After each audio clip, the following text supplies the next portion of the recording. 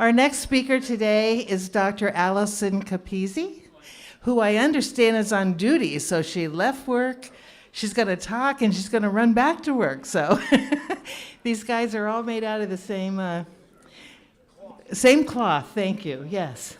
Dr. Capizzi, as you can see on her bio, is very talented and has a number of achievements.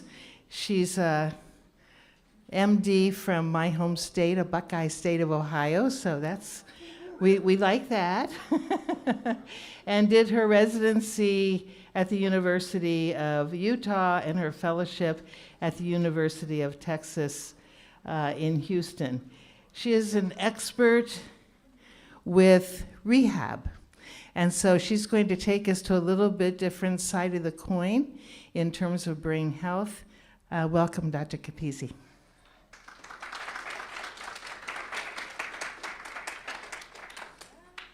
Thank you for that warm welcome. Oh, thank you. Yes, water. So just in case, try not to knock the water off. All right. So, and I hear the down button is advancing. Okay, perfect. So my talk today is really more about brain resilience. I'm going to call this resilience. What does it look like to recover from a brain injury, whether it's from a concussion, a mild traumatic brain injury, or a very, very severe kind of traumatic brain injury that creates disordered consciousness. As you know, I'm subspecialized in this area, so it's a real passion of mine to help people recover, and I'm fortunate to work in a super supportive health system. So this is the hospital where I work at. I'm in Oakland. I'm at Altabate Summit in Oakland. We're the largest inpatient rehab hospital in the Bay.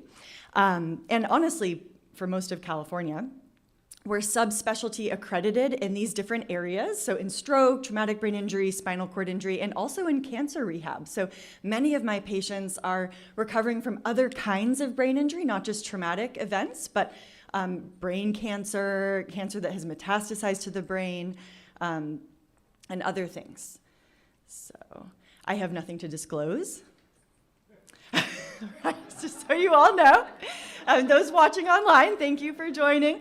I won't spend too much time on the objectives. Essentially, what I'm going to do is talk through what outcomes look like. What's the latest evidence and outcomes for people with brain injury, traumatic brain injury, from those with the most severe types of injury, those with disordered consciousness, to those with mild injury. Okay? So to do that, I wanted to start off with a question about how good are we at predicting outcomes? When someone has a traumatic brain injury, we want to know as clinicians how to advise people. And the truth is we're not very good at this. And we tend to be pretty pessimistic as clinicians. When we're seeing someone early on with a traumatic brain injury, we tend to underestimate the potential for that person. This is an old study. So this is a study from the 90s, and it looked at neurosurgeons, and actually also neuroradiologists were included in this study. And they asked these clinicians what they thought these patients would be like, in a year after their ICU stay. So these are people seeing them early on after a traumatic event, someone who's hospitalized in the ICU. And they use the Glasgow Outcome Scale, the GOS, which is at the top of the screen on the left there. And we're going to look at the GOS in just a few minutes to understand what that means. But we're asking people to determine, is this person going to end up dead or unresponsive? Are they going to be severely disabled, or are they going to be independent? And interestingly, clinicians were better at predicting when a patient was doing very, very well, or the patient was doing very, very poorly. So perhaps that's not so interesting. Maybe that's obvious. But we tended to be pessimistic as physicians. We tended, if you see at the bottom, we estimated 42 of our patients would be independent at a year, and actually 65 were. So we tend to be a little more on the negative side. So I want to show what is possible based on the updates in our data. We're going to talk about these different predictive tools. What can you use to predict someone's outcome? And we'll also talk about some of the newer things. And at the bottom of the screen here, you see biomarkers. So my next slide talks about biomarkers. This is now entered the 2024 practice guidelines for traumatic brain injury, and I believe it's open access. So I believe if you just Google these best practice guidelines, it'll pull up for you. So biomarkers means a blood test to diagnose traumatic brain injury. And this is something, is anyone in the audience an emergency room clinician or someone who sees patients in the emergency setting? If you are, this is for you, right? I mean, the challenge in traumatic brain injury is the vast majority of patients who have a TBI fall in that mild category or concussion, and their exam may be completely normal. Their neurologic exam may be normal. Even if you do the sports concussion assessment tool, perhaps someone had a sports injury, that may also be normal. So what does that mean? Does that mean that someone didn't have a traumatic brain injury? Well, in some cases, they did have a traumatic brain injury. Those glial cells have had injury, but we can't pick it up on our typical tools. So this is a blood test to specifically look for glial cell injury. There's a few different test options out there on the right side of the screen there that you can see. The challenge is that this is more for those like patients where it's not obvious. This is not necessarily, in my opinion, at least at this phase of our understanding of this blood test, something that would be useful for prognosis or how someone is actually going to do over time. But I wanted to make sure you're aware of that test. And unfortunately, it's not widely available, but it is something that I expect will become widely available with some time. Okay, so I said we would talk more about the Glasgow Outcome Scale, and this is so important as someone who's a rehab physician. When we're counseling patients and families, if their loved one has a brain injury, if your patient has a traumatic brain injury, what is your long-term prognosis? What can you expect? And we have these tools. There's two. The Glasgow Outcome Scale, that was developed, I think, in the early 1970s, and then there was a revision called the Glasgow Outcome Scale Extended, which I'm going to call the GOSI. And what it does is show you, kind of in clear terms, what possible outcomes can happen after a TBI. You can die. You can be in a vegetative state, which we now call unresponsive wakefulness syndrome. These are people who have sleep-wake cycles. They're not in coma, but they don't have awareness of their surroundings. They're dependent for all their care. You can be severely disabled, meaning that you need help with your basic tasks. You need help with your toileting, your dressing, eating. You can't cook for yourself. You can't work. You can be moderately disabled, needing some help in the home, likely not getting back to work. Or you can have a good recovery. And good recovery could mean that you have minor impairments. You may not be able to get back to doing things exactly the same. Or you may have complete recovery, like everything is quote unquote back to normal, whatever that means for you, whatever normal means for you. And this is important because most studies that look at traumatic brain injury outcomes use these tools.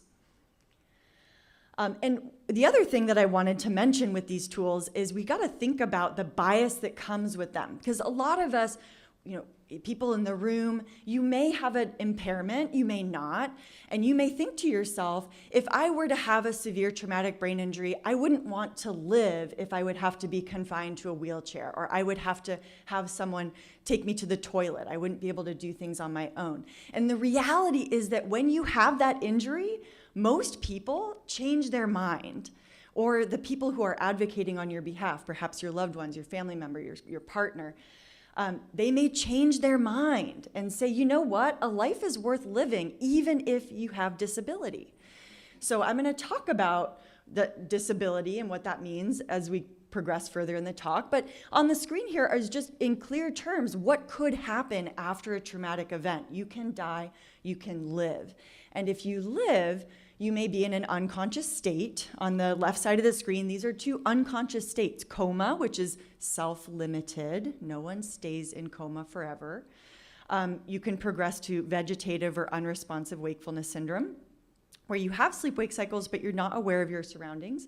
And you can move, and most people move to minimally conscious and then full consciousness. And some people, right after a concussion, will go right back to full consciousness very quickly, and some get stuck. And what I want to talk about after we talk about the model systems, I'm going to give you some understanding of where our data comes from, is what can happen, what is possible for those patients stuck in unresponsive wakefulness syndrome if we give them rehab, if we believe in them. So breakdown of TBI severity in the United States, also in the world, the vast majority of patients are classified as mild traumatic brain injury. About 3 million people come to the ER every year and get diagnosed with a traumatic brain injury. That's underreporting, right? Not everyone with a concussion goes to the ER. And some people who go get diagnosed with a broken bone, and we may have missed their concussion, so it's probably underreporting. But most patients fall in that mild category, and then a smaller portion fall into the moderate to severely injured categories. And then I'm typically the one taking care of them if they're in our acute inpatient rehab unit, right? Those are who are more severely injured, needing hospitalization. There's a couple of longitudinal data sets that we use just to familiarize you, and I won't dwell on this, but the traumatic brain injury model systems on the left side of the screen here, that's our oldest data set. There are decades of years of data that have been gathered from patients who have access to these model system centers where they offer specialized rehab, and they see how people do over time in many different domains, including caregiver scores of burnout. And there's currently 16 centers. This is federally funded, so fingers crossed with the shutdown. And there's also a newer there's a newer database called the Track TBI database. And this was actually started by a neurosurgeon at UCSF, Dr. Jeff Manley. And it includes mild, moderate, and severe traumatic brain injury. And that's important because the model systems focuses on more severely injured patients. And the Track system includes concussion patients. So really important database. And they do a number of different metrics, and we'll look at some of the different metrics that they've done later.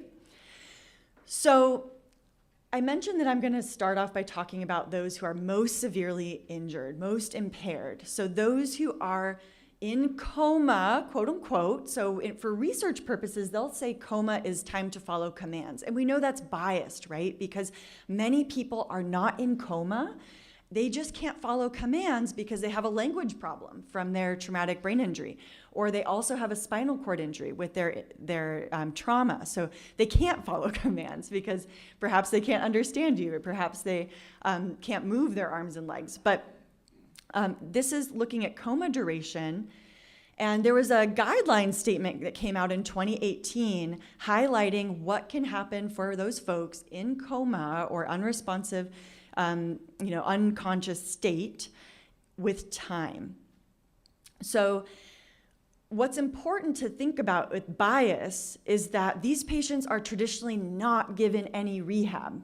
We say you can't participate in an intensive therapy program because you're unresponsive, and so you should go to skilled nursing or you should go to long-term acute care, and then they don't get rehab. They may get pressure sores or they may get other complications, and that it's harder for them. And what this shows, this is a table from this guideline statement that came out in 2018. This is a collaboration with neurology and physical medicine rehab. And what this shows is for people in a comatose type state at about a month, someone with a disorder of consciousness, unresponsive wakefulness syndrome perhaps, at 3 months, you have more than a third of people regaining consciousness. At 6 months, you have almost a little more than 2/3 regaining consciousness, and you have almost 80% of patients who are in a labeled coma at 1 month after their injury regaining consciousness at a year, like almost 80%. So the criticism of this is that being conscious doesn't mean you can take care of yourself. This is still a big societal burden.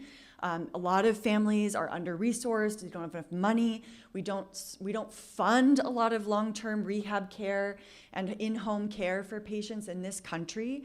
And so if we say, well, we can give them some rehab and they'll regain full consciousness, there's still a lot of criticism on the field of brain injury rehab that, what kind of quality of life can this person have? therefore created another guideline statement for this population on specific ways that you can rehab patients with disordered consciousness. And I'm not going to go through all of them. There's like 14 different ways of rehabbing patients with disordered consciousness, and we don't have a program like that where I work. There are very specialized places in this country that have this type of rehab, but I want you to know that it exists, and patients should get access to it if they are the right candidate, right? Someone who, the family member thinks that this would be important for the patient, they're accepting of the possibility of long-term disability, wants to give the maximum chance for that loved one to recover, they should get access to a disordered consciousness type rehab program. And this paper talks about what can happen at 10 years for this population, for people with disordered consciousness who get an intensive rehab program. What does their long-term recovery look like? And this is maybe one of the most important slides I have for today, and it's a little confusing, so I'm going to walk you through it. This looks at rehab domains, right? So we look at how someone does with their self-care. That means toileting, dressing, feeding, those basic tasks for self-care. And mobility, that's what you think. So you may be using a wheelchair to get around, or you may be walking, but getting about, moving. And cognitive function, so your thinking skills, your communication skills, your executive function skills. And this scale on the left side, the scale is higher is better. So self-care score, mobility score, cognitive score, the higher numbers are better.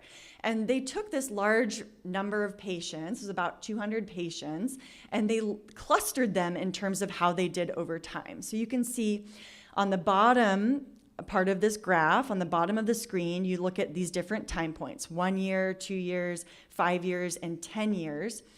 Some people at 1 year, and these are people with disordered consciousness who started off on rehab not really doing anything, being dependent. At 1 year, the pink at the top of the screen, these people were like you and me. They're independent.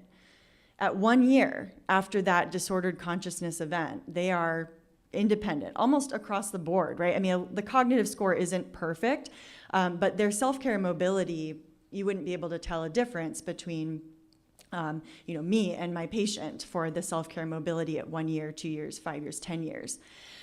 Then you have some people who didn't do well at all, despite rehab over time. So the blue line at the very bottom of the screen, these are people who remained dependent for everything at 1 year and remained dependent at 10 years. And then you have this interesting group, and this is where rehab physicians, brain injury rehab physicians specifically, want to change the narrative of traumatic brain injury as a static condition to thinking of this as a chronic disease, like diabetes, something you can intervene upon over time. It can get better, it can get worse, right? It's something that you can do things for. You can make better, you can make worse.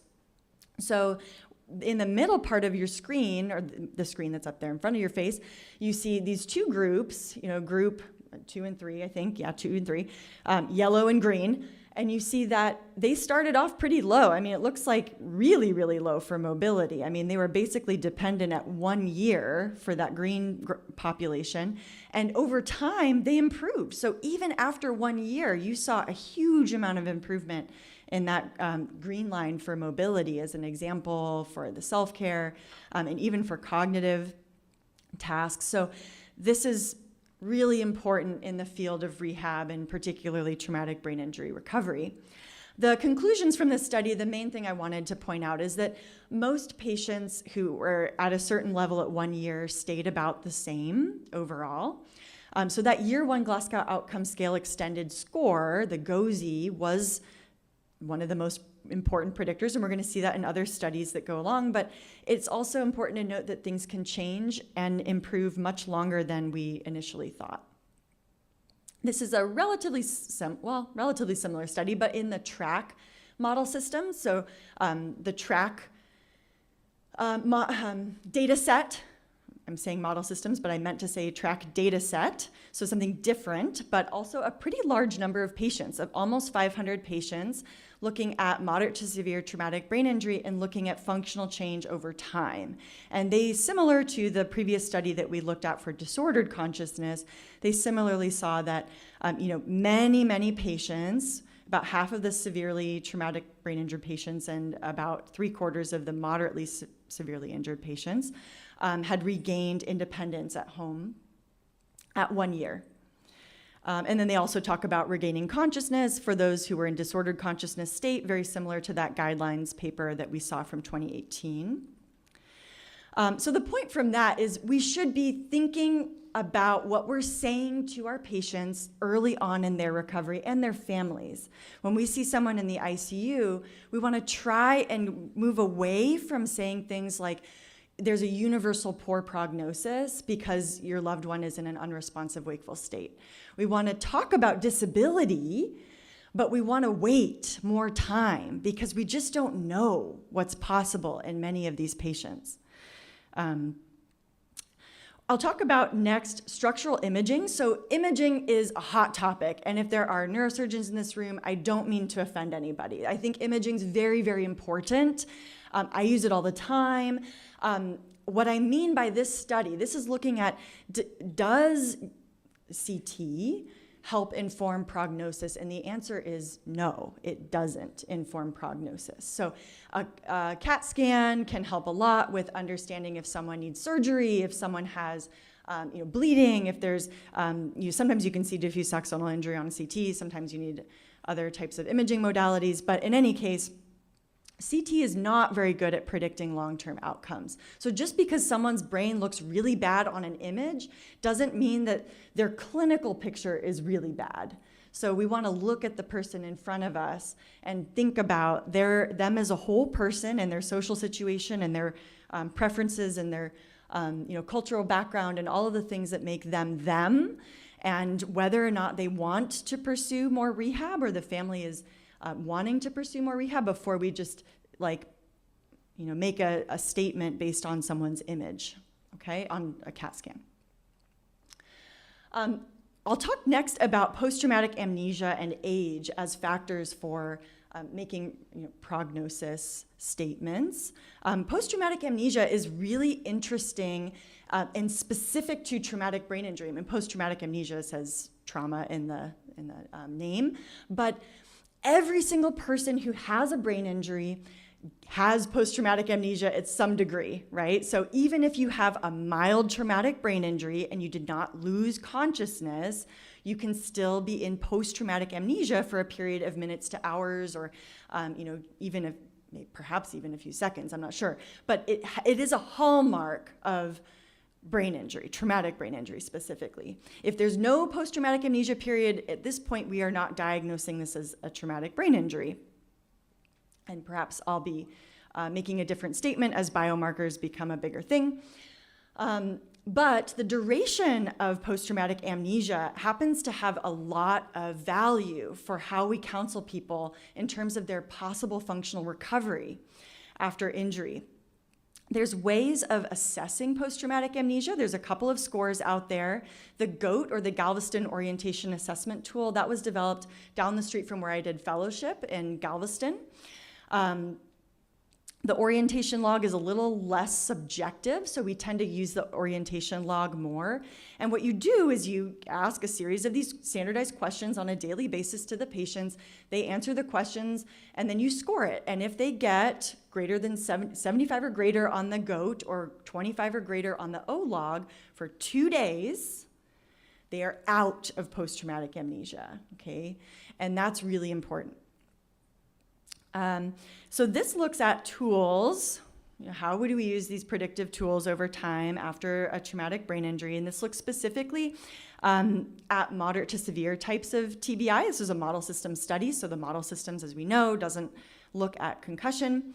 So all of the model systems rules apply. They did not examine results for patients who were incarcerated or with penetrating injury like gunshot wounds. And it's a really large study. This is a really exciting one for rehab because a lot of our studies are super tiny, like 20 patients, 30 patients, 100 patients. This is more than 12,000 patients included. And of course, there was some dropout, but even at year 1, we had more than 10,000 patients included in this.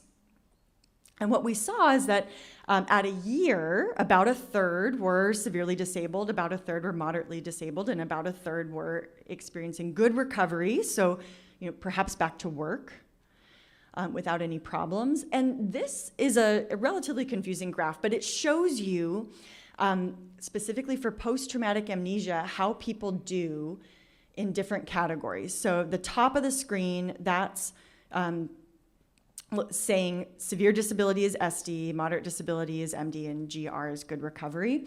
And these branches are days of post-traumatic amnesia. So the far left there, that's less than 2 weeks of post-traumatic amnesia, and then you progress forward. So about a month of post-traumatic amnesia is in that second bar, and then about a little more than a month for that third one, and then on and on. And what's important to see here is that for what I wanted to point out, I don't think I have a laser, and I wonder, does this pointer work? Maybe I'll just. Hey Doc, I got a pointer. You got a pointer? Oh, it's cool. Does it work on the screen? Sometimes it disappears, but I'll just walk over here. I will venture into this category. So age. Okay, we tend to be a little bit pessimistic, and for good reason. Honestly, for good reason. Age is a really important predictor of long-term recovery after traumatic brain injury. But what you see is if you look at that bar that's within a month of post-traumatic amnesia, coming out of that amnestic period, that confused period, within a month, if you drop down to age, patients with good recovery, there was the same amount of people with good recovery as in the greater than 65 category as the under 65 category. So if you came out of that confusional state within a month, you were likely to do very well, even if you were in the older age category. That's what I wanted to drive home here. And there's other factors that they looked at. People do better if they are more educated, if they have greater social supports. People have better outcomes. And so this is important to think about when we think about bias and social determinants of health in this country. Those who have a higher level of education to begin with tend to also do better. So the conclusions from this paper is that post-traumatic amnesia duration was the best predictor of long-term function, and age is still a predictor, as well as these other factors like psychosocial factors and social supports, education. Now, the last one I'll talk about, and this is not a surprise because we touched on it earlier, is how important that year 1 functional status is in traumatic brain injury prognosis and resilience, right? That's like the theme here. So this looks at the model systems, how people did over time. And this particular data set is from 2019. I haven't seen one new since the pandemic, so perhaps there's one forthcoming. But in any case, this is similar to the things that we've been already talking about. In that first year, there's a lot of recovery that happens. So the left side screen, these are bar graphs showing you cognitive function, motor function, and then a total score. So for patients who have injury, they come, perhaps they've had a pretty severe injury and they need to come to rehab, because this is looking at patients who've come to inpatient rehab. When they come to inpatient rehab, their scores are lower, and over time, they improve. And you can see that at 1 year, there's a really big jump in function for cognitive and motor skills, and then things level off. They may not be the same year to year, but they're more stable overall, but that first year has a lot of growth. So even more reason to get access to rehab for these patients who are injured. I attended a brain injury conference in March. I'm just checking the time. We're pretty good on time. Okay. So this was a brain injury conference in March and looked at age as a predictor and looked at how people did over time, all the way up to 20 years post-injury. So 1 year and then forward. So these different bars are showing 1 year, 2 years, 5 years, 10, 20 years post-injury in different age groups. So if you had your injury when you're a teenager, the green is good recovery. There's a lot of good recovery happening and staying pretty steady over time. But for people who have their injury in their 60s, there's a lot more people dying. And this is a little bit of an obvious slide, because if you have your injury when you're 60, at 20 years, you've reached like beyond the average age of the population, you know, that will reach normal population in this country, right? So a little bit of an obvious thing, but still important to understand that age is still a predictor of recovery. And also think about with age, when we have patients who are aging, and this is our whole population is like an inverted pyramid. We're in the hospital. Oh, okay. This is just like a emergency signal. Hopefully it's not for us. I did. You know, really important. It's super important because our population is like an inverted pyramid, right? All of us are aging. The vast majority of the patients that are coming to the hospital are over the age of 65 now.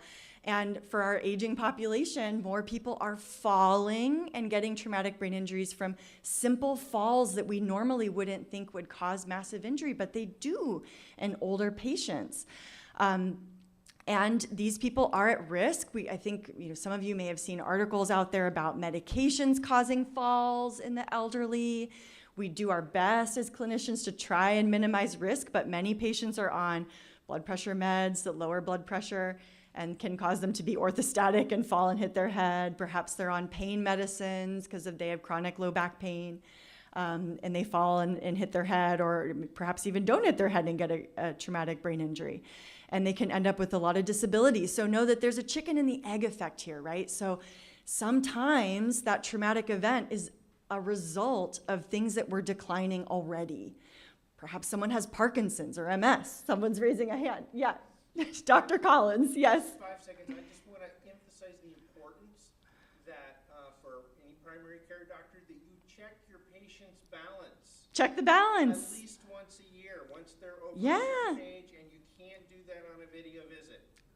It's hard. It's hard to do on a video visit. Yeah, thank you, Dr. Collins. So our previous speaker just talked about how important it is to check balance in those aging folks that come into your clinic. Yes, check balance, check meds, check for polypharmacy, home safety eval. What can we do to set people up for success?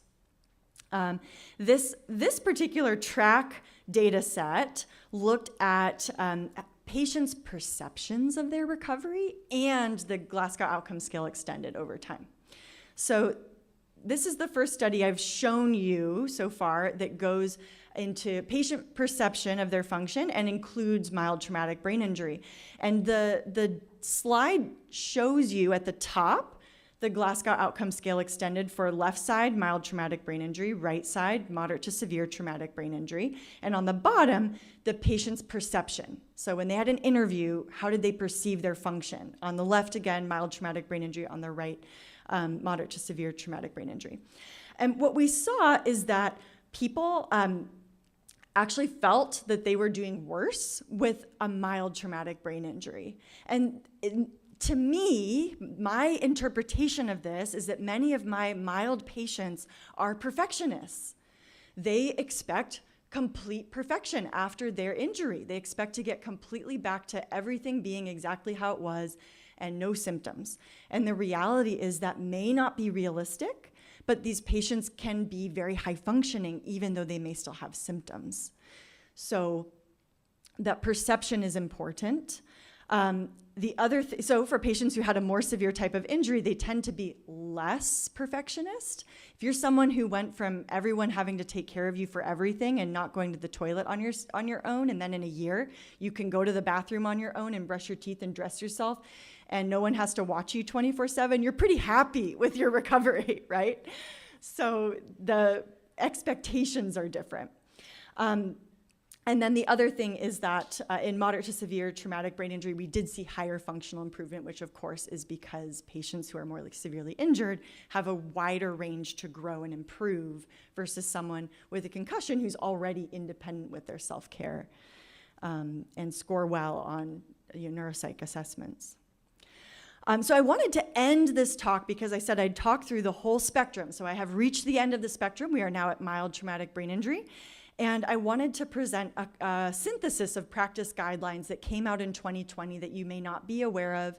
And this is really valuable to me when I counsel people with concussion. So this included pediatric patients, it included adult patients, and what it shows, some bullet points for you on the screen. About 20% of the mild traumatic brain injury population, which again is the vast majority of people who have a TBI. So that's almost the entire 3 million people who come to the ER every year. That's 80% of those patients. So 20%, which is still a decent number, will have symptoms that last longer than a month. But most do recover fully. And most will recover by that 3-month mark. We previously, as clinicians, thought everything would be back to normal in a week or two. So this is new. Recovery can be complicated by underlying conditions and by the trauma that happened. So if you had a fender bender, maybe you're in litigation, that sucks. That makes it hard to recover. That's stressful. You could have a whiplash injury along with a concussion that causes pain and dysfunction. Just as an example of reasons that it may be harder to get back to that baseline right after a concussion. We should not be bubble wrapping people. After concussion, people should go back to their regular routine. It may need to be modified, but getting back to school and work is important, even with modifications. It will help their recovery. When people cloister themselves in their room and wear dark glasses and prevent themselves from living life, that prolongs recovery. So we've learned from that old guidance that we used to give that we now know people need to get back to doing things even if it's modified. 1 in 5, so again, 20% of those with persistent symptoms will remain off of work at 6 months. And that's important because that's, believe your patients and find that there are strategies we can use to help function and help recovery.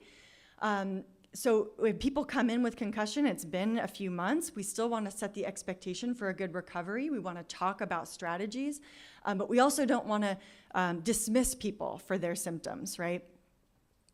There's no significant evidence for lasting impairment in cognitive function or academic performance, and that's based on neuropsych testing. And this is where patients sometimes get frustrated because the standardized assessments we have don't always pick up the symptoms that they're living with. And so again, it's more about like the rehab expectation strategies. So I've reached the end. Thank you for your attention. In summary, yay, we reached the end, yay. So in summary, it's hard to predict function over time if you've had a traumatic brain injury. It's very hard, but people are resilient. The brain is resilient. More is possible than we previously thought, even for those in unresponsive wakefulness syndrome. And there are many tools available to predict, but currently we understand age and the year 1 Glasgow Outcome Scale Extended score and post-traumatic amnesia as the best predictors of long-term outcome. Thank you. Thank you.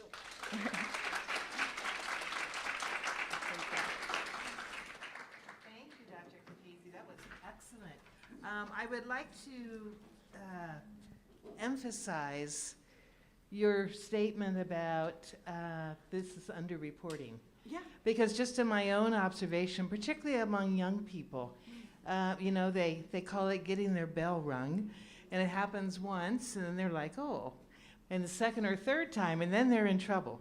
So this is a real call, I think, to our multi and interdisciplinary audience for you to be very sharp in your assessment and think about this and do good histories and refer to the specialist. Yes. That was a wonderful presentation. Is there one question, or we have time for one? So many, real quick. Oh, sure. The PTA, post-traumatic amnesia. Yes. What was that you were saying that we didn't have post-traumatic amnesia is something that happens in every Yeah. traumatic brain injury. Can you Oh, speak you want me here to for speak the in here? audience Oh, online? yes. Okay, for the audience online, yes. So the question is about post-traumatic amnesia and what the lengths of time mean. So post-traumatic amnesia is that confusional state that people are in. But, yeah, it's a... Yeah, for like lengths of time, yeah. And for the audience that may not understand what it is, because it is kind of a confusing phenomenon, but if people come out for traumatic brain injury, if you come out of post-traumatic amnesia within 2 months, it's unlikely that you're going to have a bad outcome. And by that I mean like severe disability, not being able to take care of yourself, not being able to return to work. So if you get out of post-traumatic amnesia in that 2 months, it's very likely you're going to have some good type of recovery. Maybe it's not perfect, but you're going to be independent with most things. Now, if you have post-traumatic amnesia that lasts more than 3 months, it's unlikely you're going to have a good recovery by the Glasgow Outcome Scale extended measure. Because good recovery is subjective, right?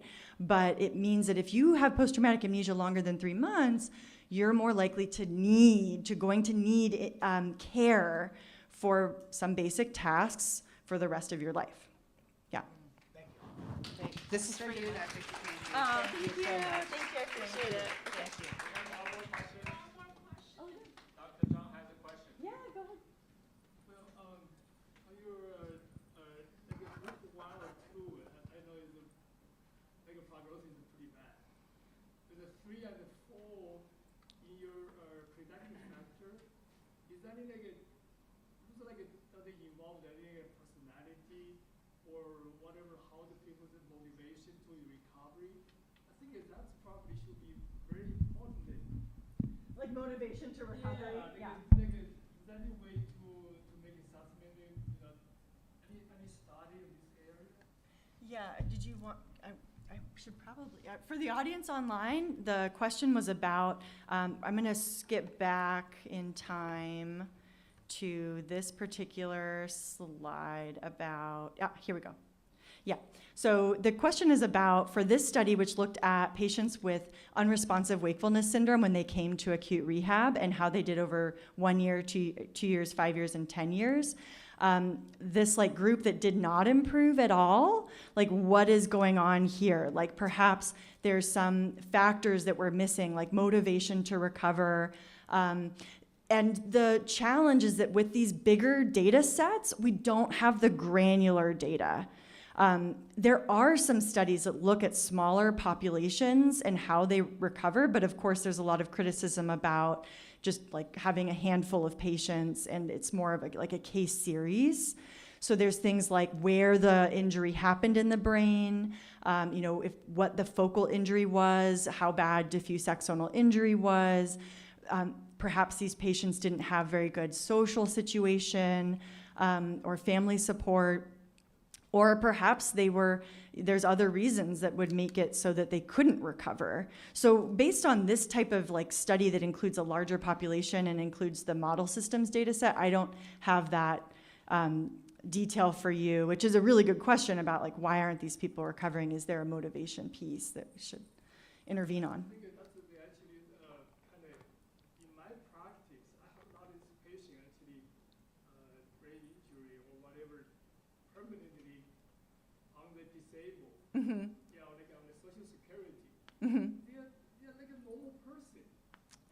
Oh, uh-huh. Yeah, this is, I think it's also a social issue. I just Sure. wonder if American, or compared to North Europe country, or compared to a third world country, Mm-hmm. this same kind of injury, I think it probably, the third world country probably recover much sooner. And you're talking, social factors that affect recovery, especially for those folks that achieve relative independence. Yeah. Involved in personal, motivation. You want to get a recovery. You want to be a normal person. Some of my patients, they have no idea, no desire to work at all. Yeah. They just happy, stay on this social security. That's a big issue. And that's a really complicated topic. I think it's a really good one to bring up, that there's so many factors in this country that can be hard, that like our culture as a whole, the access to benefits is limited, and sometimes people won't be able to support themselves if they were able to do some work. And they would like to do some work, but then they would lose access to their disability benefits. That's a real challenge. There's also, most of my patients who ask about going on disability, I really counsel people as much as possible. We want to try and avoid that route because it is really limited income. It's very hard to live on a disability income. And also think about with your folks that are not going back to work who seem normal. Some people were doing very highly skilled jobs. So perhaps you are a brain injury rehab physician and you have a massive brain injury. And now maybe it's me. Maybe I can return to doing some work, but I couldn't return to doing this level of skilled work. And I would need some way of supporting myself. So there's all of that involved as well. So I just want to acknowledge what you mentioned, that it's a really complicated issue. Yeah, so thank you. Thank you, Dr.